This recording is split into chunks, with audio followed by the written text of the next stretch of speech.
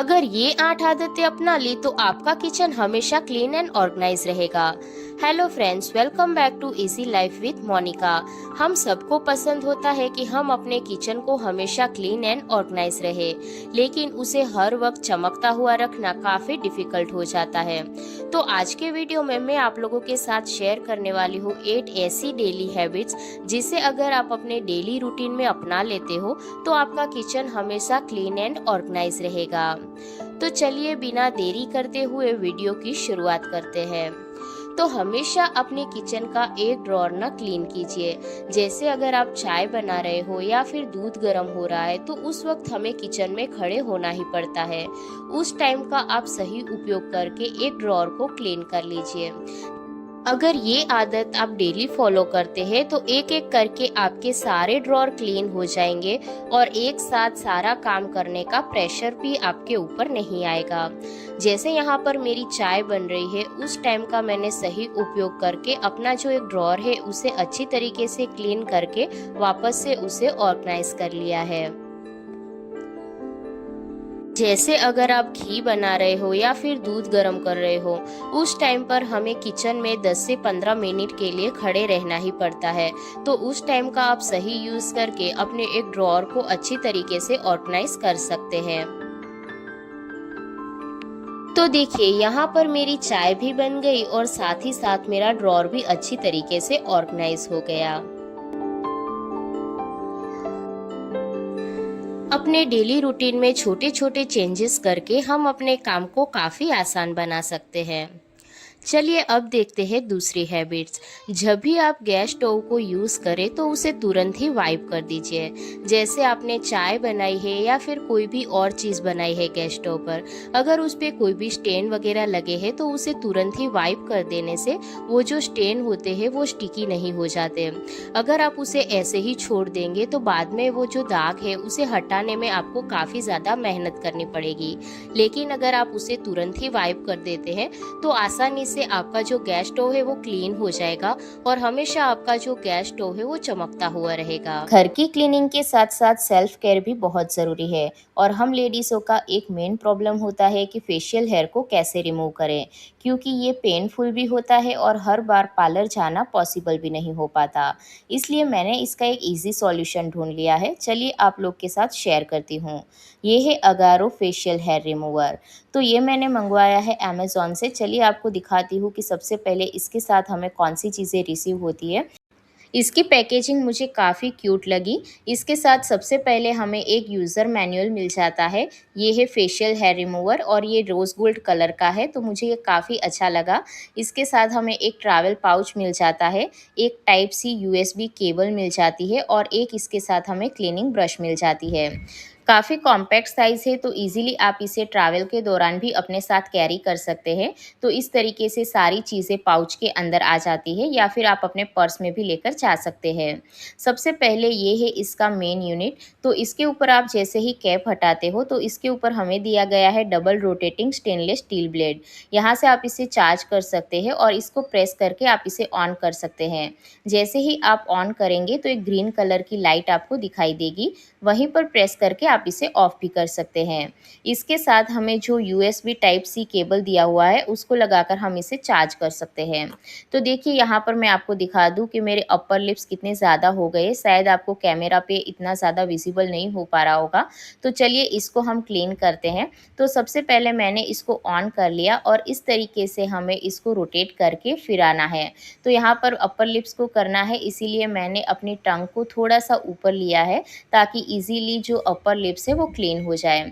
जैसे हम पार्लर में अपर लिप्स कराते हैं तो काफ़ी पेनफुल होता है और पूरा जो अपर लिप्स का एरिया होता है वो रेड हो जाता है, लेकिन इसके साथ ये प्रॉब्लम बिल्कुल भी नहीं होती है।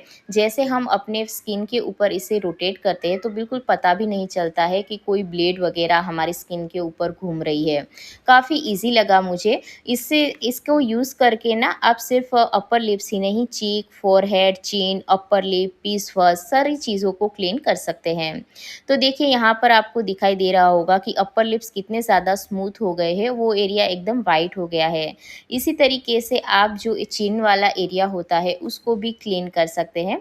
मैं चिक पे नहीं करती हूँ, वरना मैं आपको दिखा देती, लेकिन मैं जो साइड वाले हेयर होते हैं उनको ज़रूर से क्लीन करवाती हूँ, तो मेरे लिए ये काफ़ी ईज़ी हो गया। तो देखिए यहाँ पर मिनटों में फेशियल हेयर क्लीन हो गए।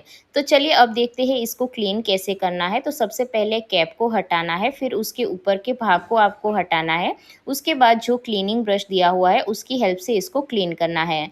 मैं यहाँ पर आपको दिखा देती हूँ कितने छोटे-छोटे पतले हेयर हैं वो भी निकल आए हैं। शायद आपको कैमरा पे इतना ज़्यादा विज़िबल नहीं हो पा रहा होगा, लेकिन इसने सारे जो फेशियल हेयर थे उसको अच्छी तरीके से रिमूव कर दिया। फ्रेंड्स, अगर आप भी ये प्रोडक्ट खरीदना चाहते हैं तो बाइंग लिंक डिस्क्रिप्शन बॉक्स में मिल जाएगी, आप वहाँ से चेक कर सकते हैं। चलिए अब देखते हैं तीसरी हैबिट्स। काउंटर टॉप पर ऐसी चीज़ें रखिए जिसकी आपको डेली ज़रूरत होती है। बहुत ज़्यादा सामान रखने से ना वहाँ पे क्लटर लगता है, लेकिन आप जो भी चीज़ें रख रहे हैं उसे डेली वाइप कीजिए, क्योंकि अगर आप जो भी चीज़ें वहाँ पर रख रहे हैं उसे वाइप नहीं करेंगे तो उसके ऊपर चिकनाहट आ जाएगी, फिर वो देखने में काफ़ी ज़्यादा गंदा लगता है। जैसे अगर हम खाना बना रहे हैं तो जो भी ऑयल वगैरह होते हैं उसके छींटे काउंटर टॉप पर उठते ही है, तो वहाँ पर जो भी आपने चीज़ें रखी है उसे डेली एक बार ज़रूर से वाइप कीजिए, ताकि आपका जो डीप क्लीनिंग का टाइम है ना वो काफ़ी सेव हो जाएगा। बाद में आपको ज़्यादा मेहनत नहीं करनी पड़ेगी। अगर काउंटर टॉप पे कोई भी डेकोरेशन की आइटम रखी है तो उसे भी तुरंत वाइप कर दीजिए। ये छोटी आदत से आपका किचन हमेशा चमकता हुआ रहेगा। दूसरी आदत है कि कभी भी काउंटर टॉप पे कोई भी स्पिलेज हो गया हो तो उसे ऐसे ही मत छोड़िए, उसे तुरंत ही वाइप कर दीजिए। जैसे यहाँ पर एक चाय का दाग लग गया है, अगर मैं उसे तुरंत ही वाइप नहीं करूँगी तो बाद में वो जम जाएगा और फिर उसे क्लीन करने में काफ़ी हमें मेहनत करनी पड़ेगी। तो आप तुरंत ही उसे वाइप कर दीजिए ताकि आपके काउंटर टॉप पे कोई भी स्टेन वगैरह ना आए। इसकी मदद से आपका जो काउंटर टॉप है हमेशा इसी तरह नीट एंड क्लीन रहेगा।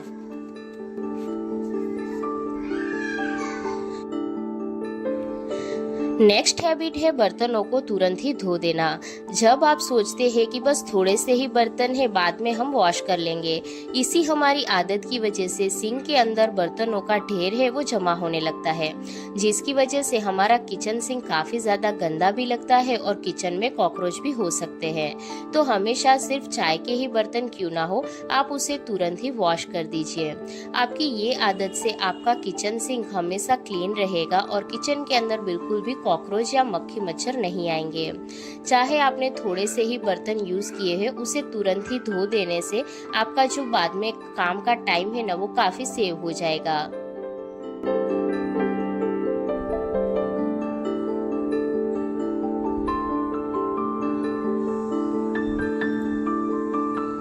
जब किचन सिंक के अंदर बर्तनों का ढेर होता है ना तो उसे साफ करने के लिए हमें काफ़ी ज़्यादा आलस भी आती है, लेकिन अगर आप थोड़े थोड़े बर्तनों को वॉश करते जाएंगे तो बाद में आपको ज़्यादा काम करने के लिए एनर्जी नहीं लगानी पड़ेगी। ये छोटी आदत आपके अंदर काफ़ी ज़्यादा चेंजेस लाएगी। अगली हैबिट है कि जब भी आप बर्तनों को क्लीन करें तो किचन सिंक को भी ज़रूर से क्लीन कीजिए। इस हैबिट की वजह से आपका जो किचन सिंक है वो हमेशा नया और चमकता हुआ रहेगा। कभी हम किसी के घर पे जाते हैं और देखते हैं कि उनका सिंक कितना शाइन कर रहा है, तब हमें लगता है कि हमारा सिंक कितना डल क्यों है। लेकिन हमारी ये जो आदत है बर्तनों को वॉश करने के बाद किचन सिंक को भूल जाने की, इसी वजह से हमारा जो किचन सिंक है वो डल हो जाता है। तो जब भी आप बर्तनों को वॉश करें तब किचन सिंक को ज़रूर से क्लीन कीजिए। अगर आपके यहाँ पर हार्ड वाटर आता है तो जब भी आप किचन सिंक को इस तरीके से क्लीन करेंगे तो उस पे वाटर के निशान आ जाएंगे। तो हमेशा जब भी आप किचन क्लीन करें तो उसके साथ ही साथ अपने सिंक को इस तरीके से वाइप कर दीजिए साफ कपड़े की मदद से। आप अगर साफ कपड़े की मदद से पानी है वो हटा देंगे तो आपके किचन सिंक पे हार्ड वाटर के स्टेन नहीं आएंगे। अगली हैबिट है कि अपने किचन को क्लीन करने के लिए इस तरीके के जो नैपकिन आते हैं उसको हैंडी रखिए। कई बार ऐसा होता है कि खाना बना रहे हैं तो कोई भी स्पिलेज हो गया, तो अगर आपके पास हैंडी इस तरीके के नैपकिन होंगे तो आप तुरंत ही उसे वाइप कर देंगे। अदरवाइज अगर आपको नैपकिन नहीं मिलेंगे तो आप उसे छोड़ देंगे बाद में करने के लिए। तो हमेशा अपने किचन के अंदर इस तरीके के नैपकिन का यूज़ कीजिए। मैं माइक्रोफाइबर नैपकिन का यूज़ करती हूँ सारे स्पिलेज वगैरह को क्लीन करने के लिए। इससे डस्ट काफ़ी ज़्यादा एब्जॉर्ब होती है। बाद में आप उसे कहीं पे भी इस तरीके से हैंग करके रख सकते हैं ताकि आपको तुरंत ही मिल जाए। अगली हैबिट है 1 मिनट क्लीनिंग रूल। जब भी आप फ्रिज के अंदर से कोई चीज़ बाहर निकाल रहे हो और आपने देखा कि सेल्फ पे कुछ लग गया है तो तुरंत ही उसे माइक्रोफाइबर क्लॉथ की मदद से वाइप कर दीजिए। 1 मिनट की जो क्लीनिंग होती है वो हमारे डीप क्लीनिंग का काफ़ी ज़्यादा समय है वो बचा देती है। आप फ्रिज के ऊपर तुरंत ही एक कपड़ा मार दीजिए जिसकी वजह से हमारा जो फ्रिज है वो बहुत जल्दी गंदा नहीं होगा। इस तरीके से आप माइक्रोफाइबर कपड़े का यूज़ कर सकते हैं या फिर कोई भी नॉर्मल कपड़े का। मुझे यहाँ पर 1 मिनट भी नहीं लगा और मैंने पूरा जो फ्रिज है उसके ऊपर कपड़ा भी मार दिया। तो ये थी 8 ऐसी आदतें जो आपके किचन को हमेशा क्लीन एंड ऑर्गेनाइज रखेगी। आपको इनमें से कौन सी आदत पसंद आई मुझे कमेंट करके ज़रूर से बताइएगा।